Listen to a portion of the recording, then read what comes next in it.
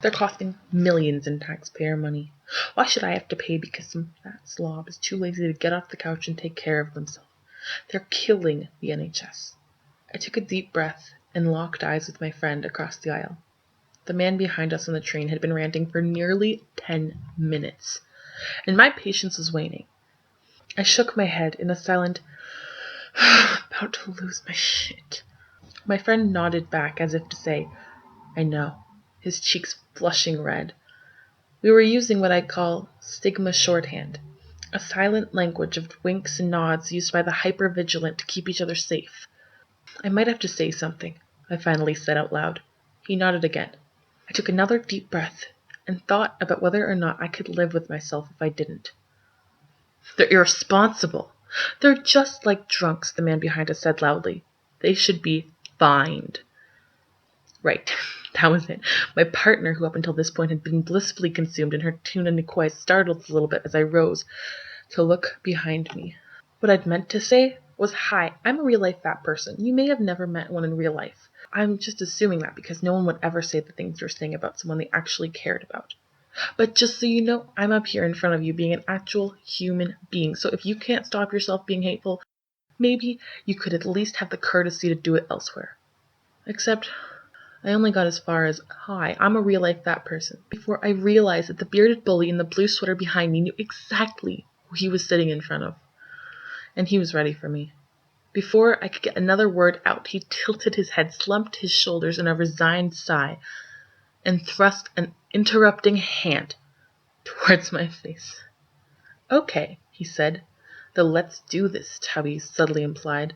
I'm just saying, my wife, he motioned to the mute but surly-looking blonde woman next to him, is a nurse, and my son is studying to become a doctor. You have to admit that everything I'm saying is based in fact. I was thrown. I'd naively assumed that basic human decency would kick in once he realized an actual person of the variety he was maligning was within earshot. In my imagination, he looked surprised, mumbled an awkward apology, and that had been that. But that was totally not that. Mr. Smug was all worked up in a self-righteous lather, and he was spoiling for a logic-based fight about fiscal responsibility and the obesity epidemic.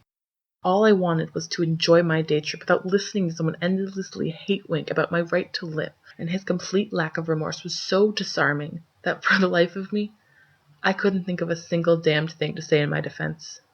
I tried, bless me, I did, but 20 years of activism, education, and insight just evaporated in the face of his pompous entitlement.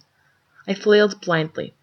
I maybe got in a good one-liner or two, but when he asked me if I had type 1 or type 2 diabetes, not having diabetes was apparently not an option, and then proclaimed yet when I said I had neither, I utterly lost my cool. I reverted to my elementary school bully defense tactics and called him a fuck and told him to shut up.